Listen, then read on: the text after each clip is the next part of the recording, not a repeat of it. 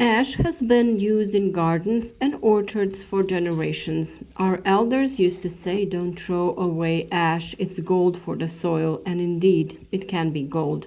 But it can also be a serious mistake if used incorrectly. Today, we will separate the truths from the misconceptions and explain exactly when ash is an ally and when an enemy to your soil. And you, while listening to these facts that we will share in the video, write to us whether you use ash in growing fruits and vegetables, in what way, and whether you think it is effective. So what exactly is wood ash? That is, ash created by burning wood. The ash we use in agriculture must be exclusively from clean, untreated wood. It must not contain residue of varnish, paint, plastic, plywood, or charcoal from the grill. Only clean wood provides ash that is safe for the garden. Wood ash contains potassium in large quantities, calcium, phosphorus, magnesium, microelements, but it doesn't contain nitrogen. That is the first important truth. The truth is also that ash is an excellent source of potassium. Ash is a natural potassium fertilizer. Potassium is essential for fruit formation, plant resistance to drought, better taste of fruits, strengthening plant tissue.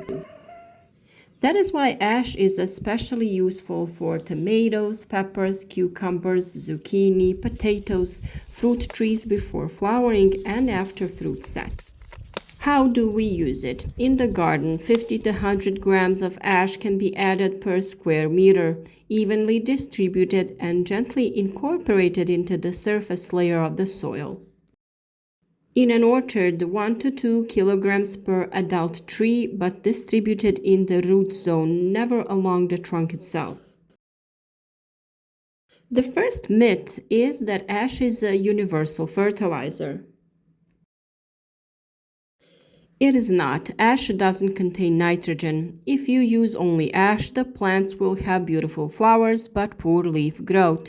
You must provide nitrogen from other natural sources like compost, manure, fermented nettles. Ash is an additive, not a complete fertilizer, and nitrogen is very important for building green mass. The second truth is that ash reduces soil acidity. Ash has an alkaline reaction and acts similarly to mild lime. If you have acidic soil, which is often recognized by moss, poor growth, and acidification in the orchard, ash can help. But here we come to the point of caution that brings us to myth 2. The more ash, the better. This is one of the biggest mistakes. What I'm trying to say is that too much ash raises the pH value of the soil, blocks iron and other microelements, causes chlorosis, that is yellowing of the leaves, and disturbs the microbial life of the soil. That is why it is best to do a soil analysis before gradually using ash, especially in the orchard. If the pH value is already neutral or slightly alkaline, ash can do more harm than good. The third truth is that ash can help against some pests. Ash also has a mechanical effect. When sprinkled around plants, it can help against slugs, ants, some surface pests, but only while it is dry. After the first rain, the effect disappears and needs to be repeated. Important, don't sprinkle ash directly on wet leaves, as it can cause damage to the plants. The fourth truth is that ash is good for fruiting vegetables. Plants that like potassium and slightly alkaline soil respond particularly well to ash. Tomatoes, peppers, onions, garlic, cabbage, broccoli, and some like plants. In tomatoes, ash can help prevent top rot because it contains calcium. Myth number 3 is that ash is good for all plants, and it's not. Plants that like acidic soil do not tolerate ash. Blueberries, rhododendrons, hydrangeas if you want blue flowers, cranberries. Ash can cause serious problems for these plants. And how to use ash in the garden correctly. Here are specific and safe instructions. Use only dry ash from clean wood, without any admixture of coil, plastic, or treated wood.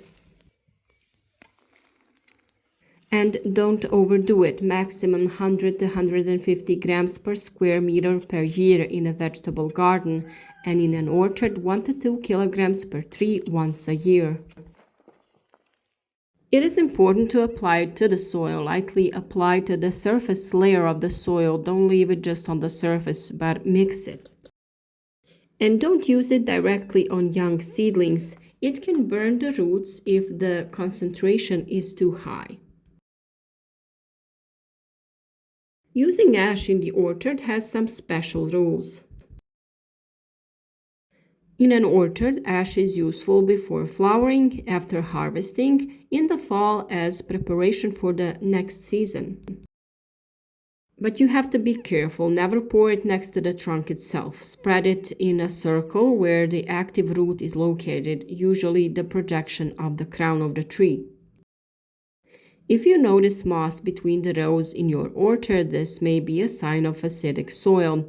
A moderate amount of ash can help, but only if the analysis shows that the pH value is low. Can ash replace lime? Partially, yes, but it is weaker than classic lime. Ash is a milder option for gradually raising the pH value, while lime gives a stronger and faster effect. Another question, ash and compost, are they a good combination? Yes, but you have to be careful. A small amount of ash in compost can enrich the potassium content, but too much ash slows down decomposition and kills beneficial microorganisms. Recommendation is that you sprinkle a thin layer of ash between layers of compost, no more than a handful per layer. Common mistakes when using ash are using coal or briquette ash, too much in one year, using on alkaline soil, sprinkling directly on wet leaves, and using on plants that like acidic soil.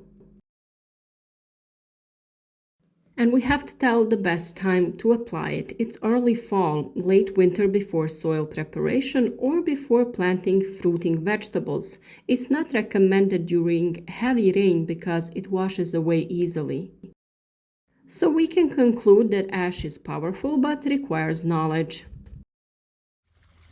Ash is not a magic powder, but it's not worthless waste either. It is a powerful natural source of potassium and calcium, beneficial for the garden and orchard if used wisely. The key is in moderation, in soil analysis, in understanding which plants like it and which don't. If you use it correctly, ash can improve soil fertility, strengthen plants, and increase yield. If you overdo it, it can upset the balance and cause problems that you will have to solve for years. So remember, ash is a tool, and any tool in the wrong hands can do damage. If you want to find out how we use ash to disinfect onions and garlic bulbs before planting, write to us and we will put a link to the video in the response to your comment. We also use it when planting potatoes in the fight against Colorado beetle as a liquid nutrient for the key and final fertilizer of onion before harvesting, and it's long-lasting in the storage. Also for fertilizing fruitful vegetables.